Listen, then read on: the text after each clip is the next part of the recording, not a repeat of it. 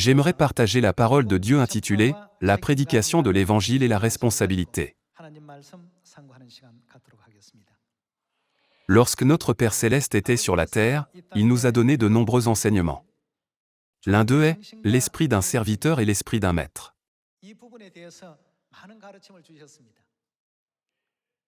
Un maître travaille toujours avec un sens des responsabilités, mais les serviteurs pensent toujours « quand le temps passera-t-il » Ils ne pensent pas aux résultats de leurs tâches, ils ne font que regarder le temps passer. Donc, en ce jour du sabbat, je n'ai pas pu m'empêcher de regarder en arrière mon œuvre de l'Évangile en pensant « ai-je fait l'œuvre de l'Évangile avec un sens plein de responsabilité ?» L'année dernière, tant de sions ont été établis dans le monde entier. Cependant, la question est, a-t-il été mené par des ministres de l'Évangile qui avaient le sens des responsabilités, ou par tout le monde à Sion?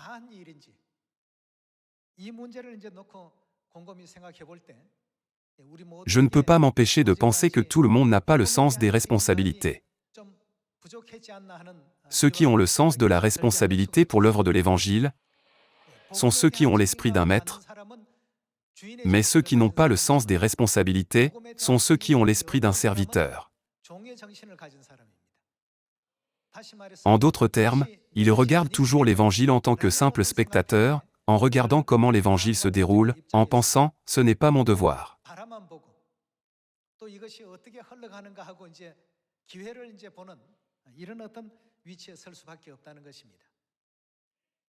L'Évangile appartient à Père et Mère. Puisque l'Évangile appartient à notre Père et notre Mère, c'est mon Évangile, et notre Évangile, n'est-ce pas? Nous devons donc avoir le sens des responsabilités. Tous nos membres de Sion doivent être unis, et prêcher l'Évangile dans la Samarie et même jusqu'aux extrémités de la terre comme Dieu l'a désiré.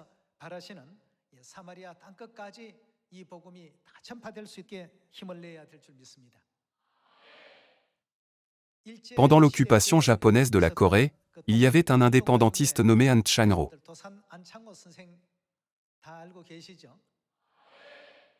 Il a dit « Tous les gens devraient avoir l'esprit d'un propriétaire pour acquérir l'indépendance,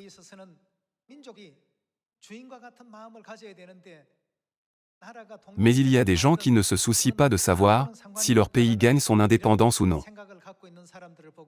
C'est très lamentable. »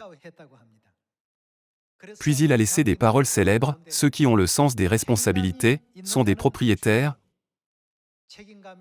et ceux qui n'ont pas le sens des responsabilités sont des invités.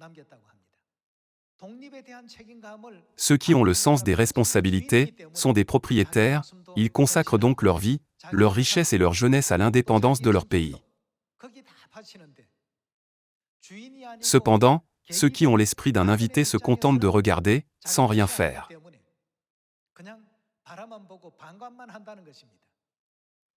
Il en est de même pour notre Évangile. Ceux qui ont le sens de la responsabilité pour l'Évangile ont l'état d'esprit d'un propriétaire. Cependant, ceux qui ne font que regarder sont des invités. Ils pensent simplement « l'Évangile n'a rien à voir avec moi ». Aujourd'hui, travaillons dur avec la résolution d'accomplir l'Évangile que Père et Mère nous ont confié.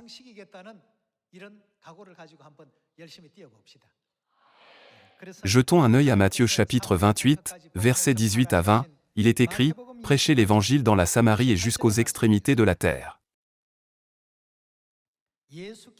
Jésus, s'étant approché, leur parla ainsi « Tout pouvoir m'a été donné dans le ciel et sur la terre. Allez, faites de toutes les nations des disciples, les baptisant au nom du Père, du Fils et du Saint-Esprit, et enseignez-leur à observer tout ce que je vous ai prescrit. Et voici, je suis avec vous tous les jours, jusqu'à la fin du monde. »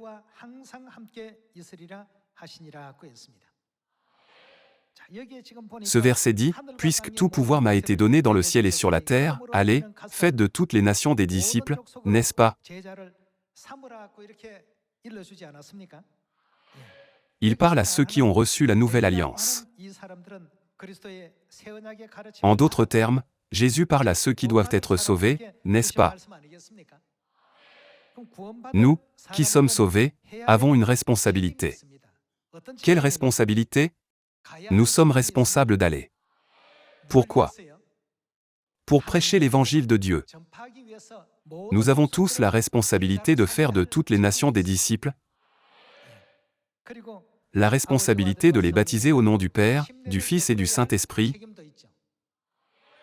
et la responsabilité de leur enseigner à observer tout ce que le Christ nous a prescrit. Cependant, qu'arrivera-t-il si nous évitons cette responsabilité et devenons un spectateur en pensant « peut-être que quelqu'un d'autre le fera » ? Ce genre de pensée a retardé l'indépendance de la Corée à l'époque. Lorsque nous entendons des gens qui vivaient à l'époque, ils ont comparé le nombre de Coréens avec celui de l'armée japonaise qui restait en Corée.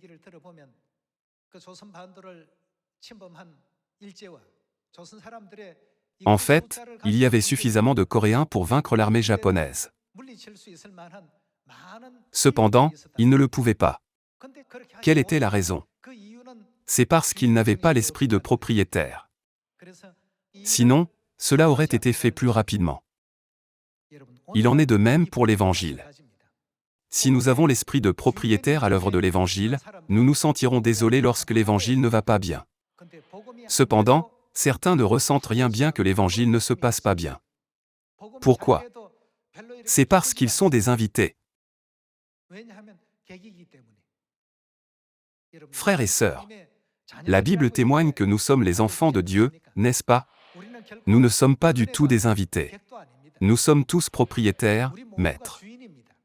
Si nous sommes propriétaires, nous devons avoir le sens des responsabilités. Han Chanro a parfaitement fait la différence entre les propriétaires et les invités. Ceux qui ont le sens des responsabilités sont des propriétaires, et ceux qui ne l'ont pas sont des invités. Alors, nous pouvons dire que nous sommes propriétaires de l'Évangile, si nous avons le sens des responsabilités. Cependant, si nous ne ressentons pas le sens de la responsabilité pour l'Évangile, nous devons nous demander, suis-je toujours un invité à Sion? Lorsque Jésus est venu sur cette terre il y a 2000 ans, il a dit, « Allez, faites de toutes les nations des disciples. » Ceux à qui Jésus a parlé étaient les enfants de Dieu qui étaient dans la vérité de la Nouvelle Alliance. Ils avaient la responsabilité, le devoir de prêcher l'Évangile dans la Samarie et jusqu'aux extrémités de la terre. Si quelqu'un pense, ce n'est pas grave bien que l'Évangile soit lent, et que l'Église ait des difficultés, et qu'il n'a aucun changement émotionnel ou ne ressent rien, c'est un invité.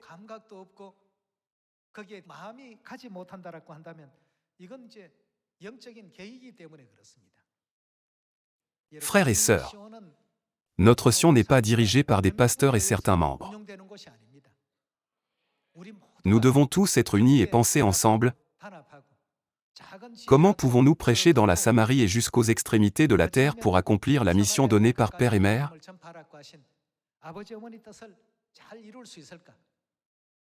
Lorsque nous poursuivrons tous cette mission avec l'esprit de propriétaire et responsabilité, Dieu l'accomplira au-delà de notre imagination. Frères et sœurs, nous devons tous nous sentir responsables de la prédication de l'Évangile en pensant « J'offrirai au moins 2 talents à Dieu. J'offrirai 5 talents à Dieu. » Je veux que nous ressentions tous une telle petite responsabilité.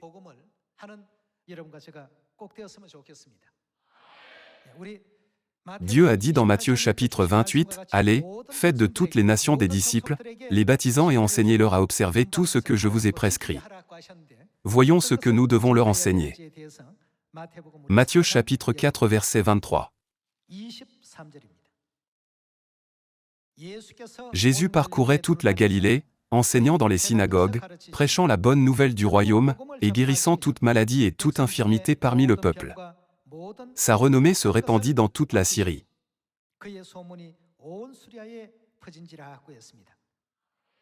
Jésus est venu sur cette terre, et a prêché la bonne nouvelle du royaume.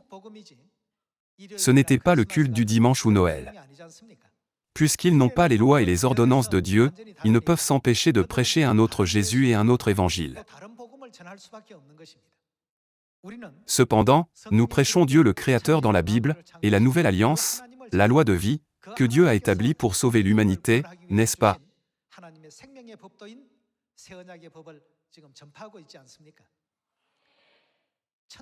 Dans Matthieu chapitre 24, nous pouvons trouver le même contenu que la bonne nouvelle du royaume se répandra sur toute la terre. Verset 13. Mais celui qui persévérera jusqu'à la fin sera sauvé. 7. Quoi? Bonne nouvelle du royaume. Voyons ce qui est prêché.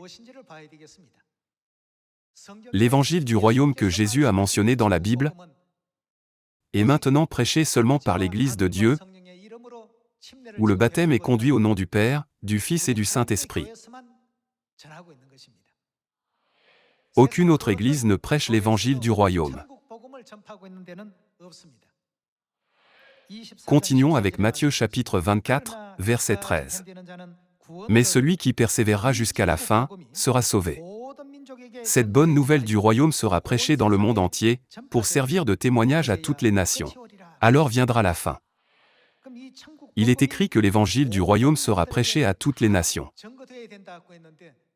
Cependant, qu'est-ce que notre ennemi, le diable, a fait pendant l'âge sombre? Dieu a semé de la bonne semence. Cependant, qu'est-ce que le diable a semé parmi eux?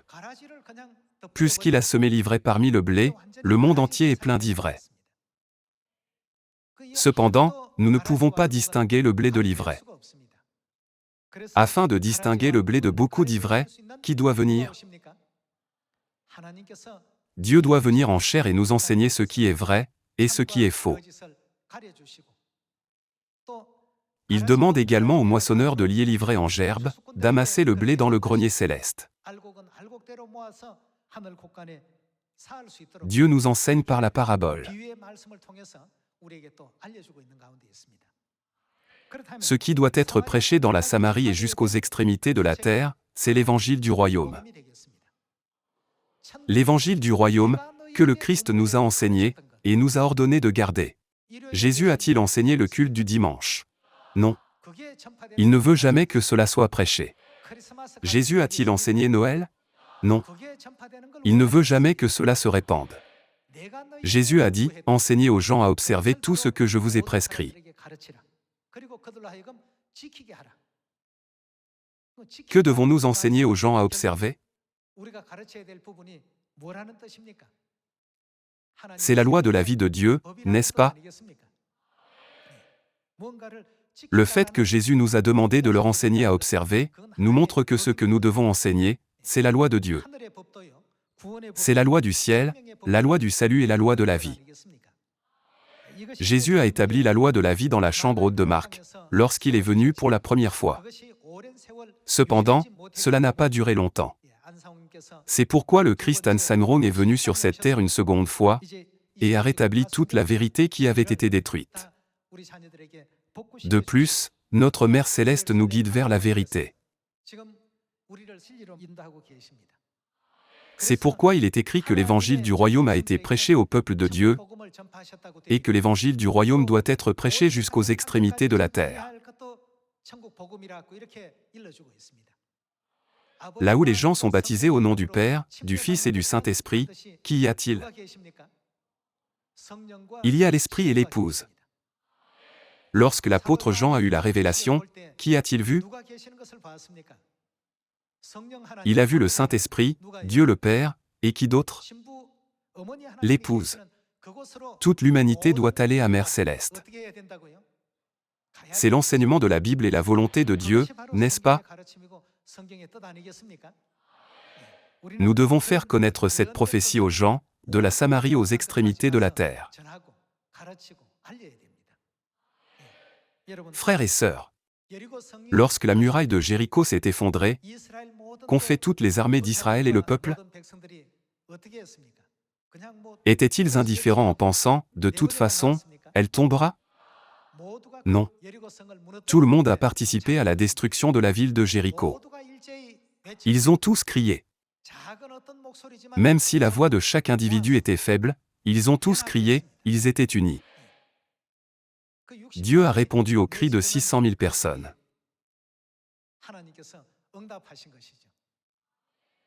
Lorsqu'ils ont entendu crier, ils ont tous ressenti une responsabilité et sont devenus un.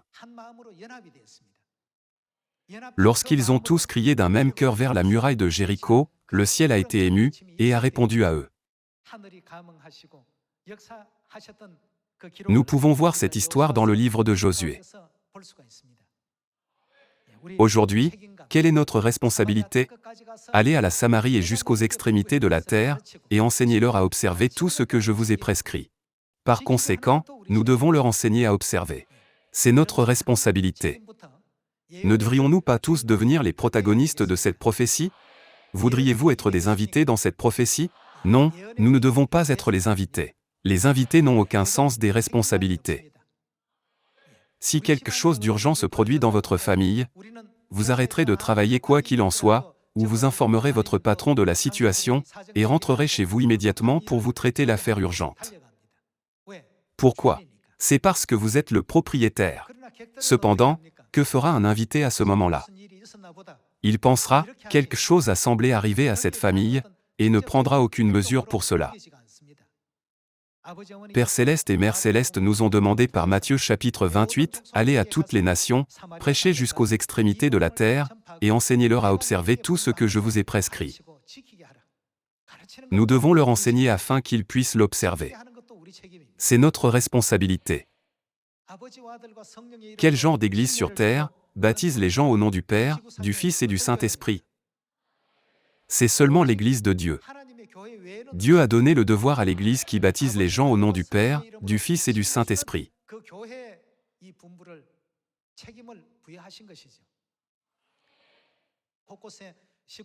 Beaucoup de nos membres se sont levés pour partir en mission à court terme dans des régions locales, ou pour prêcher à leurs voisins.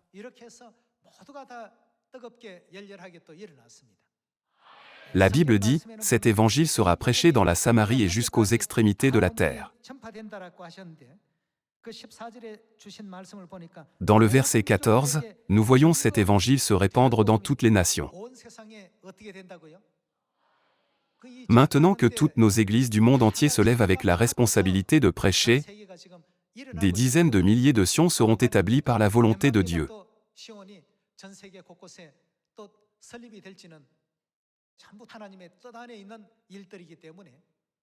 Nous ne devons pas simplement l'observer, mais devenir les protagonistes de cette œuvre. Frères et sœurs, lorsque vous regardez un film ou une série, que fait le protagoniste? Le protagoniste est celui qui fait la bonne chose. Si le protagoniste ne fait rien, personne ne regardera ce film. Maintenant, tous les anges dans le ciel regardent la terre sur grand écran, mais si nous, les protagonistes, ne faisons rien, ils diront « Ah, c'est tellement ennuyeux ». Le taux d'audience sera de plus en plus faible. Ne pensez-vous pas? Les protagonistes doivent être actifs. En termes simples, nous devons avoir le sens des responsabilités.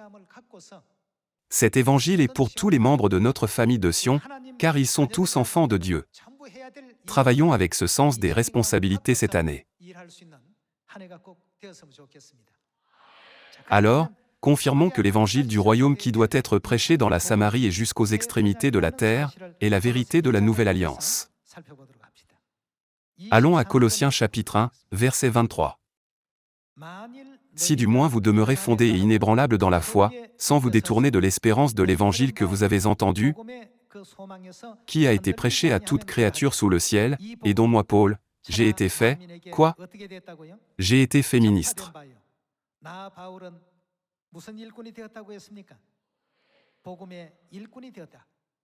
Lorsque l'apôtre Paul a présenté prédication qu'il menait, il a dit, « Je suis le ministre de l'évangile du royaume des cieux. » Étudions plus en détail l'évangile du royaume en allant à 2 Corinthiens chapitre 3, verset 6. Il nous a aussi rendus capables d'être quoi? Ministre d'une nouvelle alliance, non de la lettre, mais de l'esprit, car la lettre tue, mais l'esprit vivifie.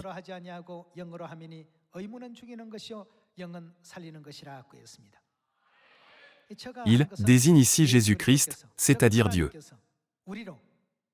Dieu nous a rendus capables d'être ministres d'une nouvelle alliance.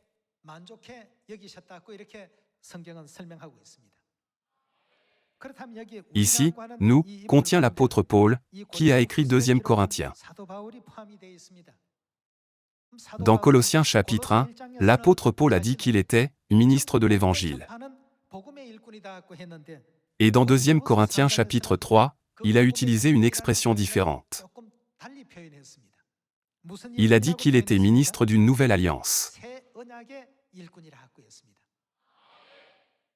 Le même apôtre Paul a dit au sein de Colosse qu'il était ministre de l'Évangile, et au sein de Corinthe, il a dit qu'il était ministre d'une nouvelle alliance.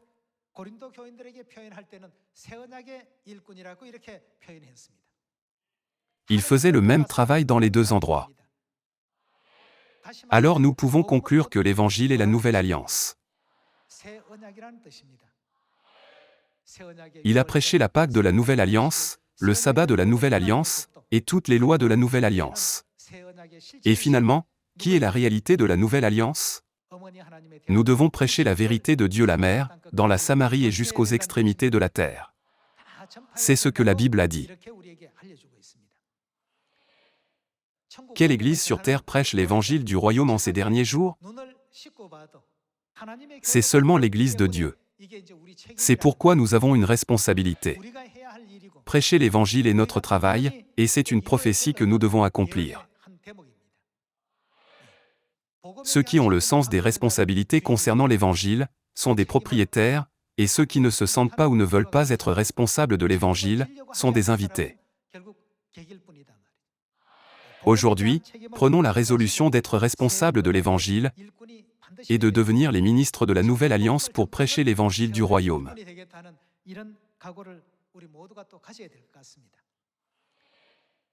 Dieu nous a donné des enseignements sur les ministres de la Nouvelle Alliance, les ministres de l'Évangile du royaume. Passons à Hébreux chapitre 9 verset 15. Et c'est pour cela qu'il est le médiateur d'une nouvelle alliance. Qu'est-ce que la nouvelle alliance? C'est l'Évangile. Quel genre d'évangile? L'Évangile du royaume. Le Christ est le médiateur de l'Évangile du royaume. La mort étant intervenue pour le rachat des transgressions commises sous la première alliance, ceux qui ont été appelés reçoivent l'héritage éternel qui leur a été promis. L'héritage éternel indique le royaume des cieux. Comment pouvons-nous recevoir la promesse du royaume des cieux? Par la nouvelle alliance, par l'Évangile du royaume. Par conséquent, pour que nous conduisions toute l'humanité au royaume éternel des cieux, que devons-nous leur prêcher?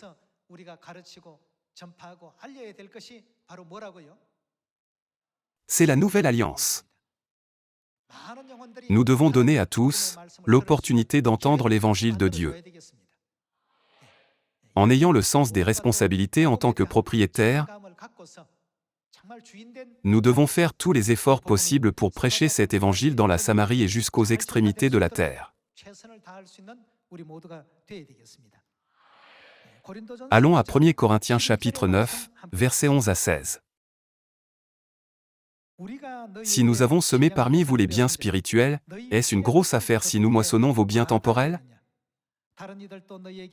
Si d'autres jouissent de ce droit sur vous, n'est-ce pas plutôt à nous d'en jouir? Mais nous n'avons point usé de ce droit, au contraire, nous souffrons tout, afin de ne pas créer d'obstacle à l'Évangile de Christ. Ne savez-vous pas que ceux qui remplissent les fonctions sacrées sont nourris par le temple, que ceux qui servent à l'autel ont part à l'autel? De même aussi, le Seigneur a ordonné à ceux qui annoncent l'Évangile de vivre de l'Évangile. Pour moi, je n'ai usé d'aucun de ces droits, et ce n'est pas afin de les réclamer en ma faveur que j'écris ainsi, car j'aimerais mieux mourir que de me laisser enlever ce sujet de gloire. Si j'annonce l'Évangile, ce n'est pas pour moi un sujet de gloire, car la nécessité m'en est imposée. Si nous résumons la parole, la nécessité m'en est imposée, ce sera la responsabilité. L'apôtre Paul a dit qu'il avait la responsabilité et le devoir de prêcher l'Évangile. Lorsque nous avons ce genre d'état d'esprit, nous pouvons dire que nous sommes les propriétaires de l'Évangile. Qu'arrivera-t-il si vous, propriétaires, pensez, ce n'est pas grave que l'Évangile se passe bien ou non? Qu'arrivera-t-il s'il vous arrive d'entraver l'Évangile sans même savoir que vous entravez l'Évangile de Dieu? Ce genre de choses ne doit jamais nous arriver. Si j'annonce l'Évangile, ce n'est pas pour moi un sujet de gloire, car la nécessité m'en est imposée. Cela signifie, prêcher l'Évangile est mon devoir. Si je ne prêche pas l'Évangile, que m'arrivera-t-il? Malheur à moi si je n'annonce pas l'Évangile. Frères et sœurs, nous sommes dans la même position que l'apôtre Paul. Si l'apôtre Paul a prêché l'Évangile du royaume en tant que ministre de la Nouvelle Alliance, nous devrions également prêcher l'Évangile du royaume en tant que ministre de l'Évangile. Nous sommes les ministres de la Nouvelle Alliance. De plus, tout comme la nécessité en est imposée à l'apôtre Paul, nous devons également m'imposer de prêcher avec un sens des responsabilités. Après avoir mené à bien sa responsabilité, qu'a dit Paul? Il a dit, « J'ai combattu le bon combat, j'ai achevé la course, j'ai gardé la foi. Désormais, la couronne de justice m'est réservée. » Cela signifie que Dieu a promis l'héritage éternel et les bénédictions à l'apôtre Paul, qui a accompli tous ses devoirs, n'est-ce pas? Allons à 2 Timothée chapitre 4, versets 6 à 8. Car pour moi, je sers déjà de libation, et le moment de mon départ approche. Cela signifie que le moment est venu pour lui de quitter ce monde. Voyons le verset 7. J'ai combattu le bon combat, j'ai achevé la course, j'ai gardé la foi.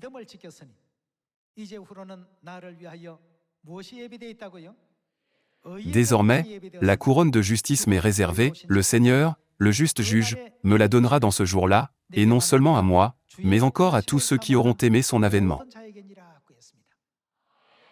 Ceux qui ont mené à bien toutes leurs responsabilités, finiront la fin de leur vie avec joie comme cela. Jetons un œil au même chapitre, verset 1, et relions ce verset au verset 6 pour comprendre la volonté de Dieu. Chapitre 4, verset 1. Je t'en conjure devant Dieu et devant Jésus-Christ, qui doit juger les vivants et les morts, et au nom de son avènement et de son royaume. Que devons-nous faire? Prêche la parole. Parce que c'est notre responsabilité. Ceux qui ont le sens des responsabilités sont des propriétaires. Donc, prêche la parole, insiste en toute occasion, favorable ou non, reprend, censure, exhorte, avec toute douceur et en instruisant. Car il viendra un temps où les hommes ne supporteront pas la saine doctrine, mais, ayant la démangeaison d'entendre des choses agréables, ils se donneront une foule de docteurs selon leurs propres désirs, détourneront l'oreille de la vérité, et se tourneront vers les fables. Mais toi, sois sobre en toutes choses, supporte les souffrances, quel genre d'œuvre?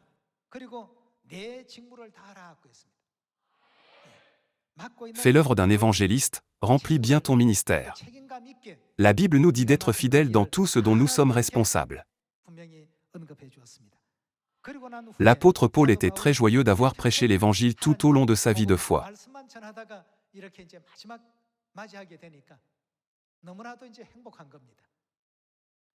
Désormais, la couronne de justice m'est réservée, le Seigneur, le juste juge, me la donnera dans ce jour-là, et non seulement à moi, mais encore à tous ceux qui auront aimé son avènement.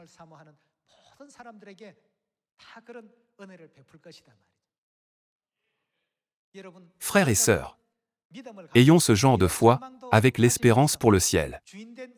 Prêchons l'Évangile avec un sens des responsabilités en tant que maître de la Nouvelle Alliance. Ne voulez-vous pas faire cela? Dans la parabole des talents, il y a un homme qui a gagné 5 talents, et il y a un homme qui a gagné 2 talents. Lorsque le maître allait dans un pays lointain, il a demandé aux serviteurs de faire plus de talents. Il s'agit en fait de prêcher l'Évangile. Il est écrit « faire valoir » dans la parabole de la Bible. Cependant, il s'agit de la prédication de l'Évangile. Celui qui a gagné 5 talents a fait de son mieux de toutes ses forces, il en était de même pour celui qui a gagné 2 autres talents. Cependant, celui qui a reçu un talent a enterré ce qu'il a reçu dans la terre, comme s'il n'avait rien à voir avec cela. Ceux qui ont le sens des responsabilités sont des propriétaires, et ceux qui ne se sentent pas responsables sont des invités. Alors, qu'est-ce que Jésus a fait à ce serviteur? Et le serviteur inutile, jetez-le dans les ténèbres du dehors. Il n'y a aucune raison pour qu'il soit ici. C'est parce que cet endroit est seulement pour les enfants du Maître. Puisqu'ils ne sont pas qualifiés, jetez-les tous dehors. Dieu a également dit, ôtez-lui donc le talent, et donnez-le à celui qui a les 10 talents. La Bible répète le même sujet à travers la parabole des talents dans Matthieu chapitre 25, et à travers la parabole des mines dans Luc chapitre 19. La raison pour laquelle Dieu fait cela, est que les paraboles sont une prophétie qui s'accomplira absolument, alors Dieu nous enseigne ce fait à plusieurs reprises. Ayons la foi pour penser, je suis propriétaire de l'œuvre de l'Évangile. Je me consacrerai à l'Évangile avec un sens des responsabilités. Comme tous les Israélites ont crié vers la muraille de Jéricho en union, crions tous ensemble vers le monde, et recevons des bénédictions cette année. J'aimerais conclure ce sermon. Merci beaucoup.